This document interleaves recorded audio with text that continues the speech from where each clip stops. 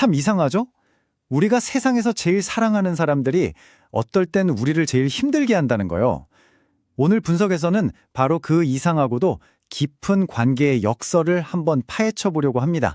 여러분, 이 질문 정말 많이 공감되지 않으세요?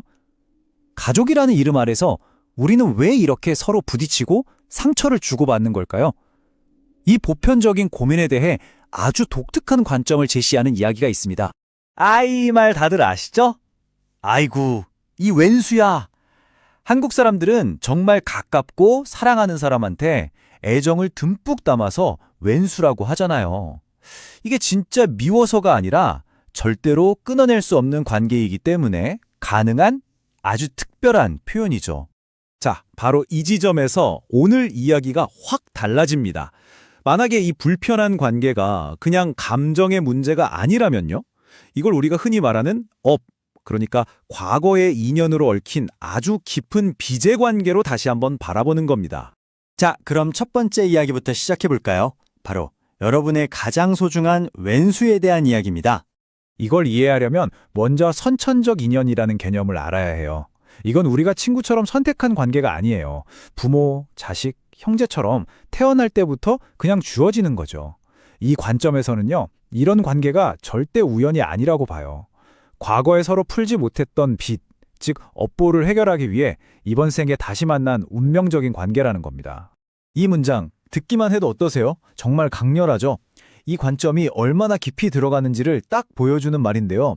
특히 부모와 자식 사이의 관계야말로 이 업보의 빚이 가장 크고 깊게 나타나는 관계라고 설명합니다.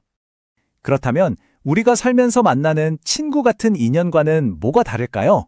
이걸 이해하려면 인연의 두 가지 종류를 알아야 합니다. 바로 선천적 인연과 후천적 인연이죠. 자, 표를 한번 보세요. 차이가 확 보이죠? 왼쪽의 가족 같은 선천적 인연은 보시는 것처럼 성장을 위해 설계되었고 결정적으로 끊어낼 수가 없어요. 반면에 오른쪽의 친구 같은 후천적 인연은 서로 조화롭지 않으면 언제든 끊어질 수 있죠. 가족은 그게 안 된다는 겁니다. 그러니까 가족이라는 건 일종의 훈련소 같은 거예요. 서로의 모난 부분을 깎아주고 성장시키기 위해서 일부러 떠날 수 없게 아주 오랜 시간에 함께하도록 만들어 놓은 거죠.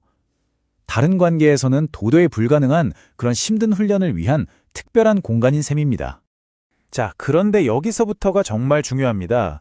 이 관점에 따르면 우리가 이 소중한 훈련소의 규칙을 완전히 잘못 이해해서 오히려 문제를 키우고 있다는 거예요.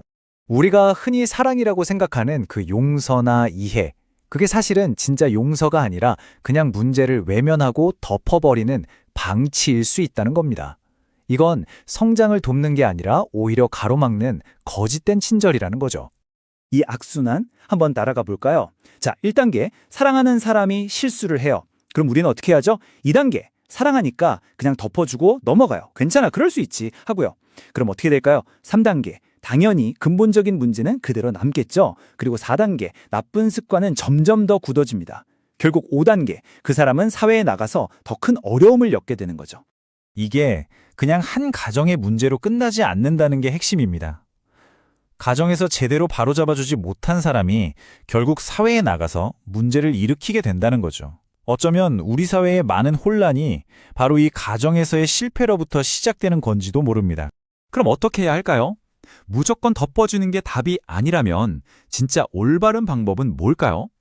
여기서 바로 진정한 도움이라는 개념이 등장합니다. 진정한 도움, 이거는 그냥 뭐든지 다 해주는 게 아니에요. 오히려 좀 불편하고 듣기 싫은 소리일 수 있죠. 하지만 그 사람의 진짜 장기적인 성장을 위해서 잘못을 정확히 짚어주고 바로잡아주는 것, 그게 핵심이라는 겁니다. 자, 이 표를 보면 그 차이가 정말 명확해져요. 예를 들어 친구가 돈이 필요하다고 해봐요. 왼쪽의 거짓된 도움은 그냥 묻지도 따지지도 않고 돈을 줘버리는 거예요. 근데 그게 진짜 돕는 걸까요? 오른쪽의 진정한 도움은 달라요. 왜 돈이 필요하게 됐는지, 그 근본적인 문제가 뭔지 같이 파고드는 거죠. 이건 돈을 주지 말라는 게 아니에요. 그 사람이 계속 같은 문제에 빠지지 않도록 그 뿌리를 함께 뽑아주려는 노력, 그게 진짜 도움이라는 겁니다. 바로 이거예요. 이렇게 좀 불편하더라도 서로를 바로잡아주는 것. 이게 바로 그 왼수 같고 빚쟁이 같은 관계가 존재하는 진짜 이유, 근본적인 목적이라는 겁니다. 서로의 빚을 갚아 나가는 과정인 거죠. 결국 진정한 도움이 추구하는 목표는 아주 명확합니다. 여기 보시는 것처럼 궁극적으로는 상대방이 자기 발로 딱 일어서게 만들고 더 큰 실패를 하기 전에 길을 미리 바로 잡아주는 거예요. 이게 당장은 힘들 수 있지만 결국 가족을, 그리고 더 나아가 우리 사회 전체를 건강하게 만드는 진짜 사랑이라는 거죠. 자, 오늘 이야기의 핵심 딱 한 문장으로 정리해 볼게요. 진짜 도움이라는 건 그냥 너그럽게 봐주는 게 아니라 올바른 성장을 이끌어주는 겁니다. 이제 마지막으로 여러분 자신에게 한번 질문을 던져보셨으면 합니다. 나의 가장 가까운 사람들, 내 부모, 내 자식, 내 형제. 나는 과연 그들을 진정으로 돕고 있나요? 아니면 그저 당장의 불편함이 싫어서 방치하고 있는 건 아닐까요?